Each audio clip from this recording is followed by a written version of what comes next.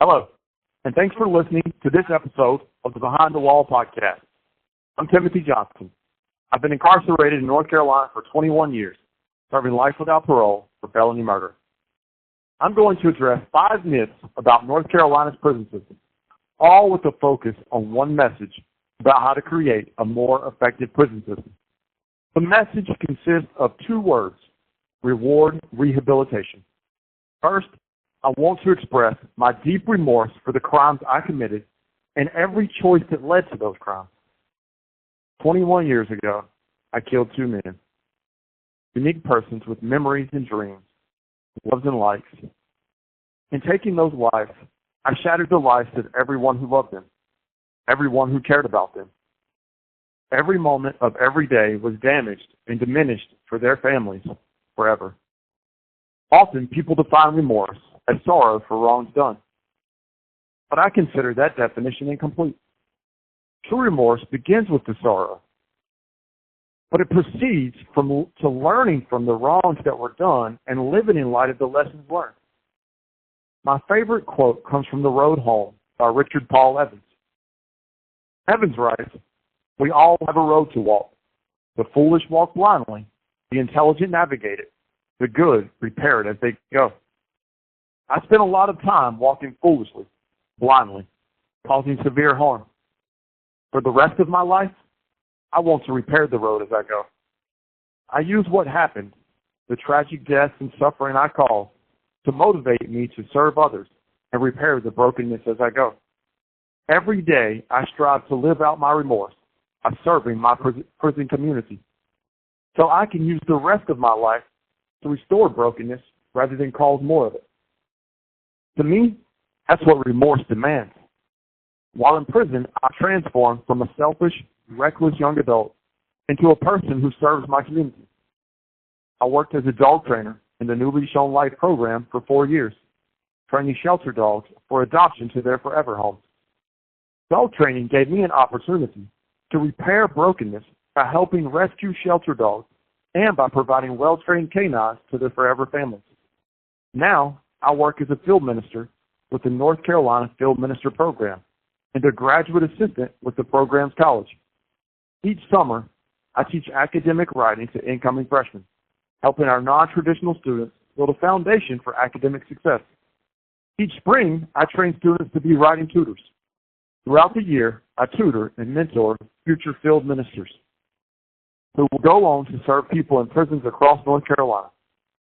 I also teach Thank You for a Change, a cognitive behavioral change program often taught in correctional settings. Serving as a field minister gives me the chance to be a part of healing the human brokenness so prevalent in prisons and to decrease the brokenness these broken people would cause if not for this healing. It gives me the opportunity to pass on the tools to make better choices and become better people. Writing and teaching writing are my twin passions. Writing has allowed me to express and inspire change.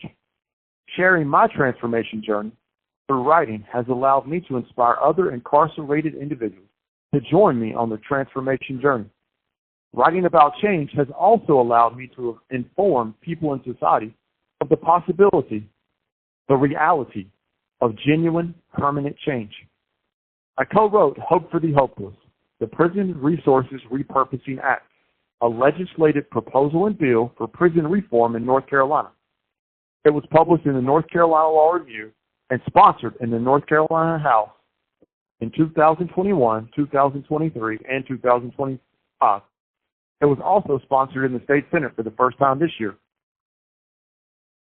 I list these activities and achievements not to boast, but to substantiate my complete change, my total transformation. Enough about me. I want to focus on a message, a simple but powerful message stated in 2 words: reward rehabilitation. It is simply a fact that our state needs prison reform. Understaffing is at an all-time high. Violence and drugs are prevalent in prisons. More than half of people released are back within 3 years. The monetary costs create a severe burden on the state's finances. More importantly, the crimes committed by people who reoffend severely harm the citizens of our state. But all of these problems can be improved. This call is from a North Carolina correctional facility. By addressing the primary problem. The prison system's primary problem is that it is not designed to reward rehabilitation. To understand this problem and how to address it, we must clarify several misunderstandings that most people have about the prison system and about the people who live in our state's prisons. Following are 5 myths and truths about the state's prison system, all with one message. The message is simple: reward rehabilitation. Myth number 1, positive change and positive behavior are rewarded. The truth? People in prison have few incentives to change their thinking and behavior. Everyone outside of the prison system believes the system is designed to facilitate rehabilitation. But the people who achieve rehabilitation inside of prison are the ones who overcome immense obstacles despite few, if any, outside rewards. I've been incarcerated since 2004. This was 10 years after the criminal sentencing laws switched from what was called the Fair Sentencing Act to the Structured Sentencing Act. This restructuring ended parole eligibility. Yet my mom is asked every week when I'll become eligible for parole. When she tells them never, they don't understand that a life sentence means until death. Few North Carolina citizens understand parole is possible only for people sentenced before October 1994 or juvenile lifers. For anyone sentenced to prison in the last 30 years, they have a mandatory minimum that is barely less than the maximum. No matter how well they do in prison, regardless of how much they change, they cannot get out sooner. This fixed or mandatory sentence creates little incentive for most people to participate in the programming and practice the daily habits that facilitate rehabilitation. The prison system is not rehabilitation focused, and it's not rehabilitation structured.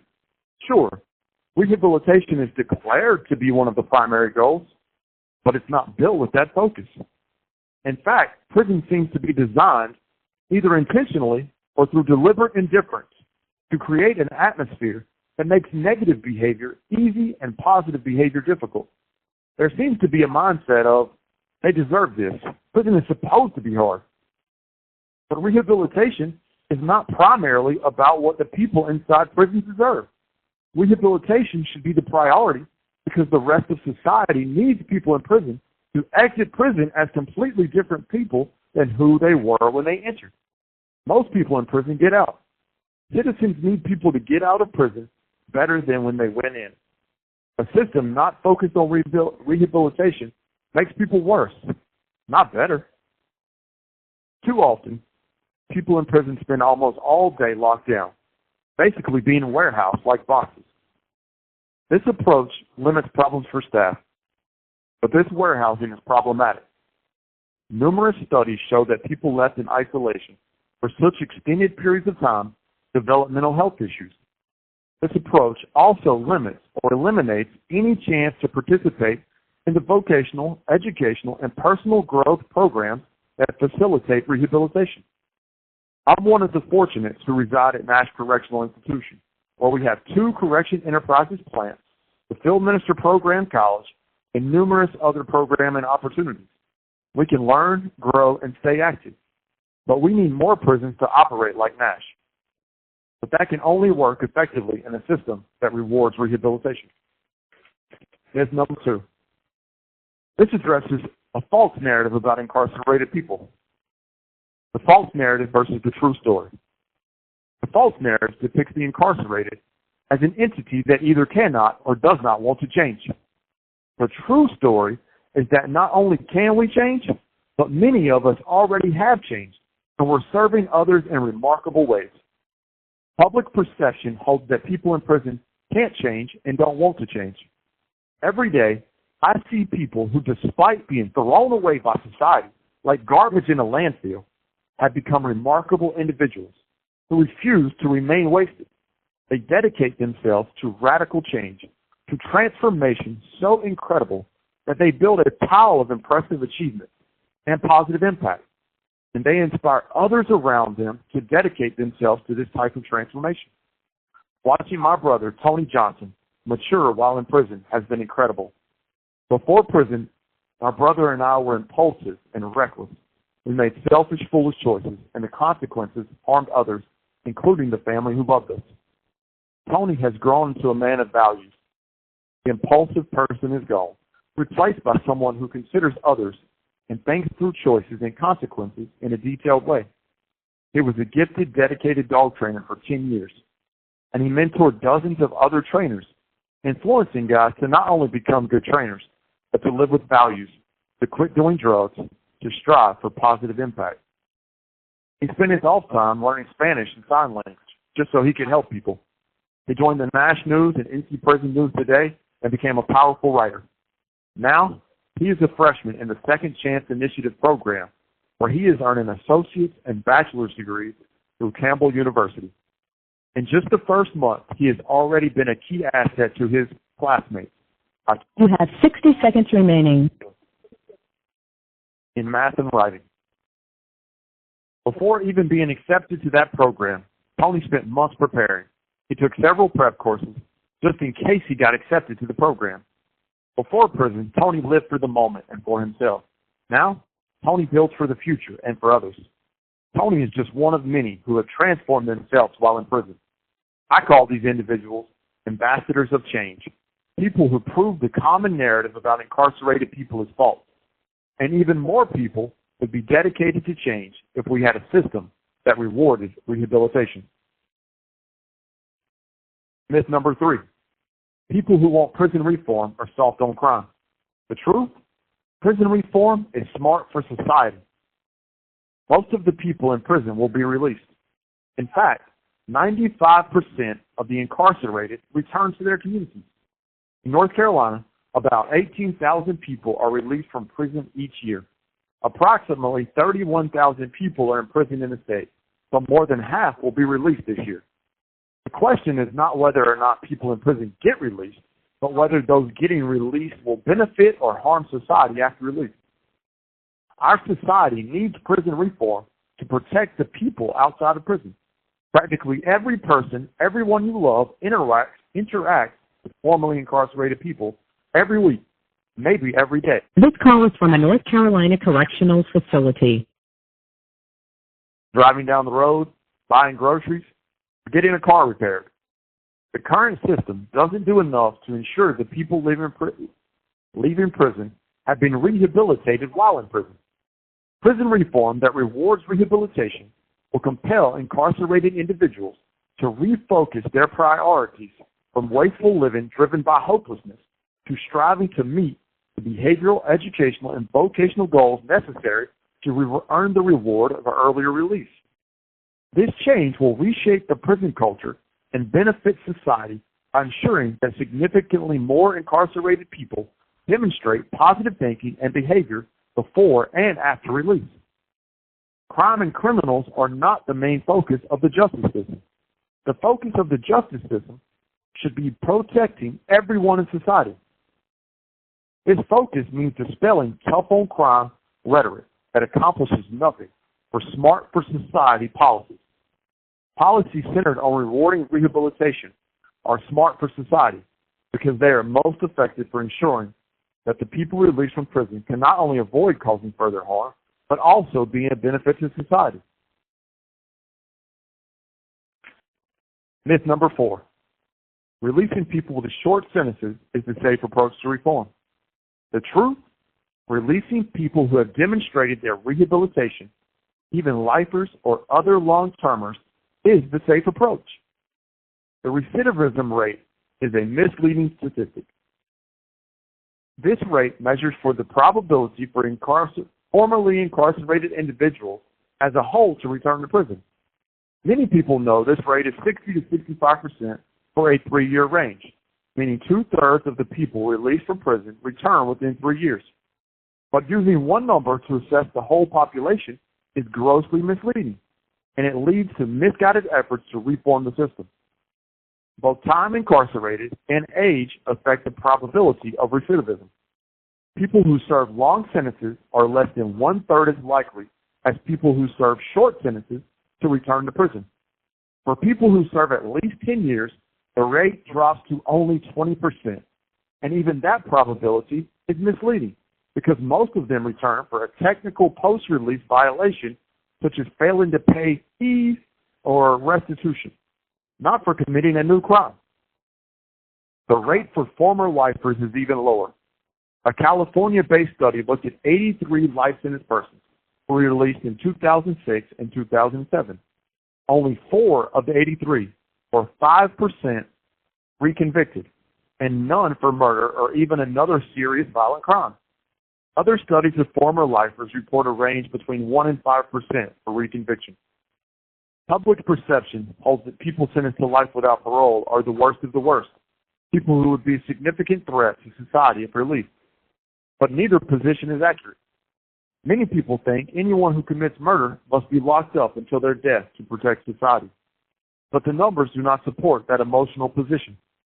In a New York study of 368 people convicted of murder who were paroled between 1999 and 2003, only 6, or less than 2%, returned within 3 years for a felony conviction. Not one returned for a violent offense. Likewise, people over 50 who are released have a recidivism rate in the single digits. How can the recidivism rate among lifers, other long-termers, and older people be so low that the total recidivism rate be around 60%? 2 things account for this. First, the vast majority of people released each year have short sentences and are still young. Second, the recidivism rate for people who serve short sentences is considerably higher than the average. The common approach to mass incarceration reform is to reduce sentences for and release people convicted of nonviolent crimes with short sentences. But the people with these sentences are the ones driving recidivism at return, often quickly. The effective and safe approach is to release people who demonstrate rehabilitation. Safe means rehabilitated. Safe means rewarding rehabilitation. Myth number 5. Solving the prison system's problems is complicated and expensive. So the truth, those solutions are simple and will save money. Prison reform can be simple and cost-effective through following the reward rehabilitation philosophy. 3 bills have already been proposed for North Carolina that follow this philosophy. The Sentence Too Young initiative's purpose is to bring awareness of diminished capacity as it applies to a category of people known as emerging adults between 18 and 24 years of age to the rest of society. Emerging adults often experience a lack of brain maturation, which causes them to operate at a severely diminished capacity to make good decisions and understand consequences. Their diminished capacity should result in lesser sentences than mature adults.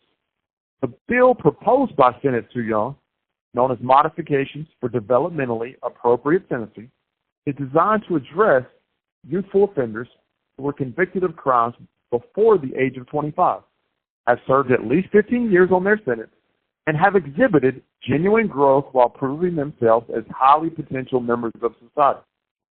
Another bill, the Second Look Act, which was House... This call is from a North Carolina correctional facility. House Bill 589 during this year's legislative session provides an opportunity to re-examine a person's sentence through filing a motion for appropriate relief after they've served 10 years or 50% of their sentence. The re-examination would consider factors of rehabilitation such as education and behavior. This act does not apply to life sentences. A third bill, the Prison Resources Repurposing Act, or PRRA, is a legislative reform bill that attempts to address prison violence and the hopelessness prevalent in prisons by restoring a path to freedom for people serving life without parole who meet stringent behavioral, educational, and vocational criteria. This act was House Bill 697 in 2021. For 2025, it was House Bill 625 and Senate Bill 681. The PRRA also has a Phase 2 that applies the same stringent requirements to individuals with definite sentences by proportionally reducing the timetable for all components. Each of these solutions will cost nothing to implement. And as we let people out of prison who have demonstrated their rehabilitation, we will save considerable money. Each of these solutions focuses on rewarding rehabilitation. I believe several thousand people in North Carolina prisons have already substantiated their permanent and complete rehabilitation. Releasing all of them at once would probably overwhelm resources, but a staggered approach, releasing between 500 and 1,000 before their release dates, or lifers who don't have a release date, could be done effectively if we put 500 to 1,000 each year. Over 10 years, we would release 5,000 to 10,000 people and create a system focused on rehabilitation. One message: reward rehabilitation. In the summer 2025 issue of the Nash News, Tony Johnson wrote about how just a mere hope from the PRRA bill inspired lifer Matthew Grant to transform his life. He went from someone caught up in the negative prison option to completing the Jumpstart program and joining the Field Minister program. As Tony wrote, if the bills that reward rehabilitation become laws, countless others would enter the prison system with the hope needed for their transformation. Not only individuals, but the entire prison system could be transformed. Rewarding rehabilitation is the key. The philosophy of rewarding rehabilitation should guide every incarceration strategy. However, people who enter the prison system quickly realize they have few tangible incentives for good behavior, while simultaneously encountering many obstacles to good behavior. There is little difference between the maximum and minimum amount of time a person will serve, regardless of their behavior or any rehabilitation. When people first come in, especially with long sentences, hope is taken away. If we give people hope by letting them know rehabilitation will be rewarded, the prison system could be transformed. People who don't have experience in this system probably assume it works this way because it makes a lot of sense. Rewarding good behavior encourages more good behavior. Every parent knows that rewards influence behavior. Parents want to teach their children the value of work ethic. Children learn work ethic by doing chores. So parents reward children for doing chores by giving them allowance money. Every dog owner knows rewards effectively influence behavior. I was a dog trainer for 4 years.